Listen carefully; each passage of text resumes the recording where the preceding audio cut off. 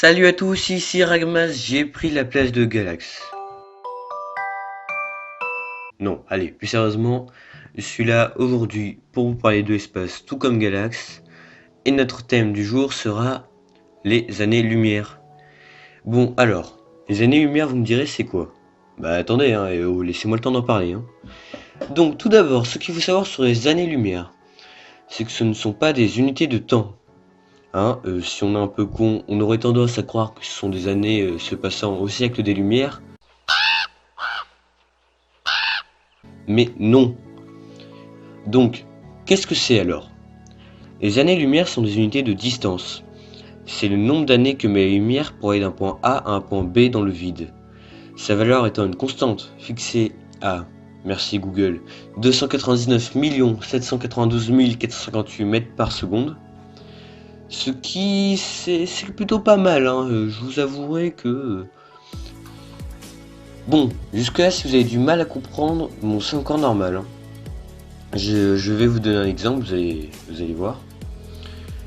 Donc, il faut savoir que la distance entre le Soleil et la Terre est de, merci Google, 149 597 870 km.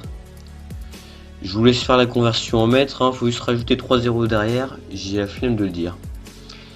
Si on divise cette valeur par 299 792 458 mètres par seconde, donc la constante, on aura donc le nombre de secondes que met la lumière du soleil pour arriver jusqu'à la Terre. Bon, juste sympa, je vais vous faire le calcul de tête, j'ai bien dit de tête. Je dirais que ça fait environ 499 secondes, soit 8 minutes et 19 secondes. Que signifie ce résultat, vous me direz? Tout simplement que si le soleil explose, on mettrait 8 minutes et 19 secondes à le voir exploser. Maintenant, imaginons ceci avec une autre étoile que le soleil, une bien plus éloignée de la Terre. Il existe des étoiles qui se situent à des milliers et des milliers d'années-lumière de la Terre. Ce qui signifie que si depuis ces étoiles on regarde la Terre avec un télescope genre ultra puissant, on y verra la Terre. Mais pas celle du 21e siècle. On pourrait y voir la préhistoire, même si on est encore plus loin, genre des milliards d'années-lumière, et qu'on possède un télescope, mais alors là, genre vraiment puissant, on pourrait assister au Big Bang. Et pour ceux qui ne savent pas ce que c'est que le Big Bang, je vous demanderai un peu de patience, nous le verrons dans une prochaine vidéo. Mais bon, je veux pas briser les possibles rêves de certains, mais c'est très peu probable qu'on arrive à créer des moyens pour partir aussi loin. Et il faudrait aussi créer un télescope vraiment puissant, mais comme jamais, ce qu'on n'a jamais fait non plus.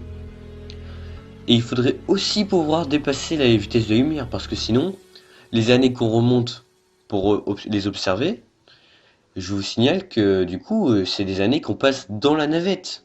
Et on passe même plus d'années, parce que on n'est pas plus rapide que la vitesse de la lumière. Et ça, faut le savoir. Donc, c'est impossible pour des humains qui habitent sur Terre d'observer le passé.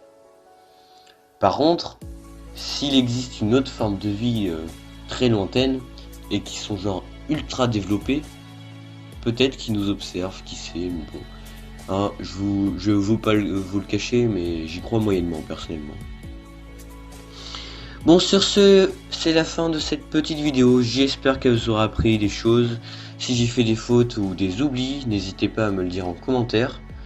Laissez un pouce bleu si cette vidéo vous a plu. Abonnez-vous pour plus de vidéos dans ce style. À la prochaine.